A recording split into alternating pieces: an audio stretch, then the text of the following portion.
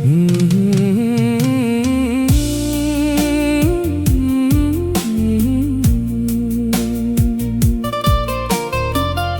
นเหียนស្រមៃទេណាថ្លើមថ្លៃរូបស្រស់ជីវ៉ាប្រាក់ខែបងតិចត្រឹមតែ250មិនហ៊ានប្រាថ្នាជីវ៉ាទេណាបើប្រឹងធ្វើការមិនហ៊ានឈប់ទេណាឆោមឆ្លើយ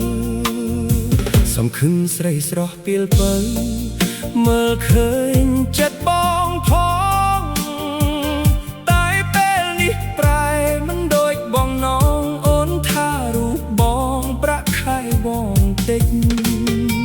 តើឲ្យបងធ្វើយ៉ាងម៉េចប្រាក់ខែបងតិចត្រឹមតែ250គេនោះមានដុល្លារទៅស្រស់ជីវ៉ាអូនលេងសំដី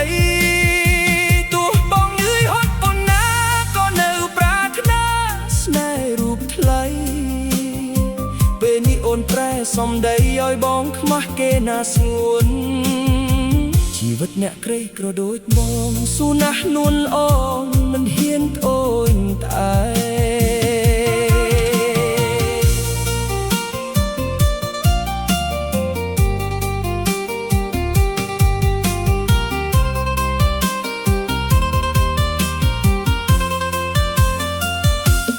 បងគ្មានឡានគ្មានផ្ទះធំស្កឹមស្កៃបងមានតែដីស្រែមិនត្រូវចិត្តមាសមេមិនពេញចិត្តជីវ៉ាបងមានតែចិត្តស្មោះ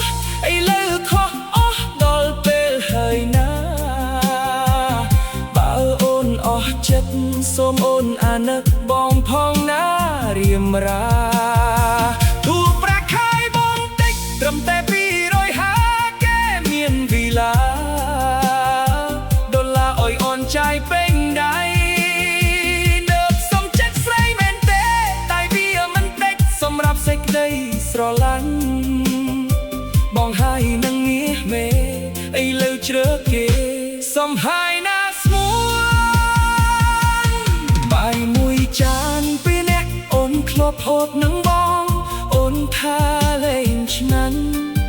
ពេលលីបងសំចាញ់បងដើមចិត្តអូនហើយជួនពោត្រានត្រើយស្រឡាញ់គេចុះណា